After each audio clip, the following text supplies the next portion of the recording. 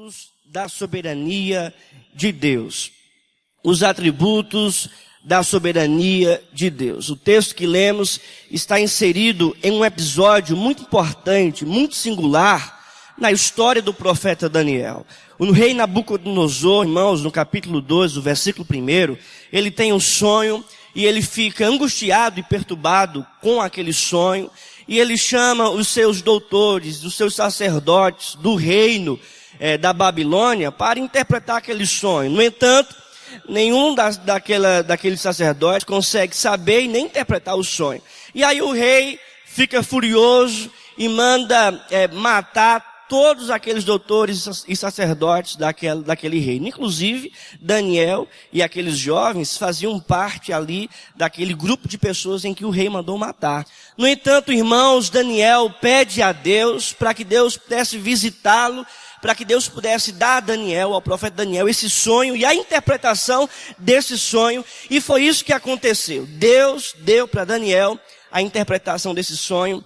E por causa disso, Daniel foi até o rei para falar para o rei o sonho. E aí o rei livrou Daniel e aqueles sacerdotes da morte. E o rei também testemunhou a glória e o poder de Deus, reconhecendo que o Deus de Daniel era o Deus dos deuses, o rei dos reis, porque ninguém poderia saber interpretar o sonho que o rei Nabucodonosor tinha tido naquela noite.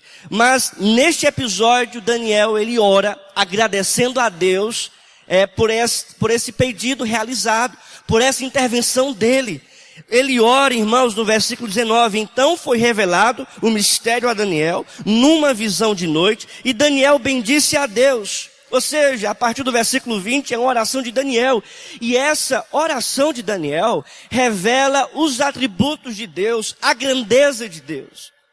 A primeira verdade, irmãos, é que Daniel conjuga poder e sabedoria. Daniel conjuga poder e sabedoria. Veja o que diz o texto, irmãos, no versículo de número 20. Disse Daniel: seja bendito o nome de Deus de eternidade a eternidade, porque dele é a sabedoria e o poder. Daniel, irmãos, revela esse atributo de Deus. Deus, ele conjuga poder e sabedoria. Veja o que diz o texto, irmãos. Daniel está orando e ele diz: seja bendito o nome de Deus de eternidade a eternidade, porque dele é a sabedoria e o poder. Nabucodonosor tinha até poder, mas não tinha sabedoria. Mas esse poder aqui referido pelo profeta, irmãos, Daniel, é um poder soberano, é o poder de Deus. Ele é Senhor todo-poderoso. E o seu poder, irmãos, está associado à sua sabedoria, ou seja, aquilo que ele efetua, aquilo que ele faz na terra, aquilo que ele faz em todo o universo, irmãos, está concentrado na sabedoria e no poder de Deus. Amém? Ele é Deus Todo-Poderoso. Ele é Senhor de todas as coisas. A segunda verdade, irmãos, que nós podemos entender é que Deus, ele é Senhor do tempo. Senhor do tempo. Veja o que diz o texto no versículo de número 21. Disse Daniel: ele quem muda o tempo e as estações. Ou seja, profeta Daniel está aqui bendizendo ao Senhor, porque ele é Senhor do tempo. Ele diz, é ele quem muda o tempo, é ele quem muda as estações, é ele quem governa o nosso universo, é ele quem governa todas as coisas. Tudo que acontece, irmãos, é Deus quem está presidindo em relação à natureza, em relação ao sol que vem, à noite que vem, ao dia que chega, à noite que chega. É o Senhor que está governando todas as coisas.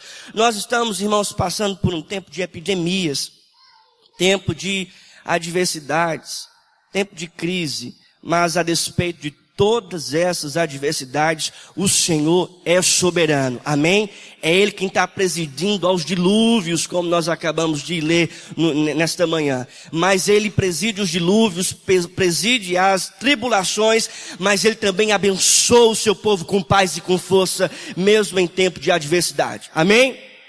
Terceira verdade, irmãos, é que Deus é Senhor da história.